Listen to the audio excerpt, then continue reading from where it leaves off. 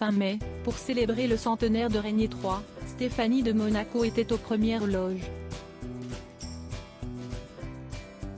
Discrète comme à son habitude, elle était pourtant le chef d'orchestre des festivités organisées sur le Rocher. Lors d'une fête populaire, famille princière et monégasque se sont unies pour rendre hommage au prince bâtisseur, se faire tant aimer. Celle qui a longtemps été désignée comme une princesse rebelle, passée par la chanson, la mode et les podiums, est aujourd'hui une mère de famille accomplie et une grand-mère dévouée. Les siens sont sa priorité. Louis et Pauline Ducruet, fruit de son union mouvementée avec Daniel Ducruet. Et Camille Gottlieb, la fille qu'elle a eue avec Jean-Raymond Gottlieb, qui vit auprès d'elle dans le quartier de Fontvieille à Monaco. Entourée de ses 3 enfants, Stéphanie de Monaco mène une vie paisible, un brin chahuté ces dernières semaines par l'arrivée d'une petite Victoire, qui a fait d'elle une grand-mère pour la toute première fois. Stéphanie de Monaco, qui sont les hommes de sa vie? Dans sa jeunesse, Stéphanie de Monaco est tombée plusieurs fois amoureuse. Diverses liaisons médiatiques comme par exemple Paul Belmondo ou encore Anthony Delon et 2 mariages. Au début des années 1990, la princesse monégasque rencontre le séduisant Daniel Ducruet, son garde du corps. Leur idylle secrète et passionnée va vite être ébruitée. Ensemble, ils auront 2 enfants. En juillet 1995, le couple se marie après avoir bataillé ferme pour obtenir la bénédiction de Régnier III. Un mariage éclair, qui va prendre fin l'année suivante. La princesse ne pardonnera pas à Daniel Ducruet son infidélité, photographiée avec une stripteaseuse belge au bord d'une piscine du sud de la France. Stéphanie de Monaco tombera par la suite amoureuse d'un autre homme, également chargé de sa sécurité, il s'agit de Jean-Raymond Gottlieb. Pas de mariage, mais un enfant, une fille, prénommée Camille. En septembre 2003, la cadette de Régnier III veut encore croire en l'amour, et décide d'épouser l'acrobate Adam Lopez Pérez. Mais l'année suivante, le couple officialise son divorce.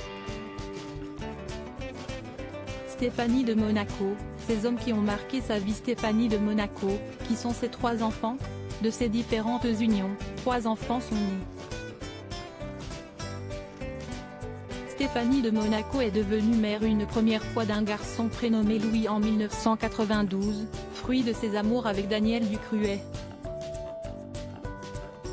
En avril dernier, il est devenu à son tour papa d'une petite Victoire, avec sa femme Marie Chevalier, épousée en 2019.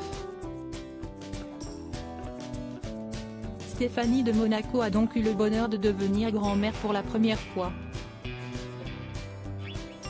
La princesse est également maman de 2 filles, Pauline Ducruet née en 1994 et Camille Gottlieb en 1998. Passionnée de mode, la première a créé sa marque de prêt-à-porter baptisée Alter. En 2022, elle a présenté sa première collection sous les yeux emplis de fierté de sa mère. Camille Gottlieb est de son côté une jeune femme pleinement investie sur le Rocher, régulièrement aperçue pour épauler Albert II dans ses différents engagements. Stéphanie de Monaco, quels sont ses rapports avec le prince Albert II? Stéphanie de Monaco a toujours été très proche de son frère. Meurtri par ses relations amoureuses, Albert II est bien un homme qui ne la décevra pas. Très protecteur depuis leur enfance, le souverain monégasque sait l'écouter et la rassurer. On a des rapports magnifiques, comme des jumeaux, avait résumé avec pudeur la Benjamine des Grimaldi. Elle qui n'aime rien de moins que la quiétude loin des caméras sait répondre présente quand son frère a besoin d'elle. Chaque année, elle fait briller de mille feux le Festival international du cirque de Monte-Carlo, rendant ainsi hommage à cette passion partagée avec son père Régnier III pour les animaux. Stéphanie de Monaco, est-elle proche de Charlène de Monaco? Entre les deux femmes, une complicité remarquée s'est tissée au fil des années.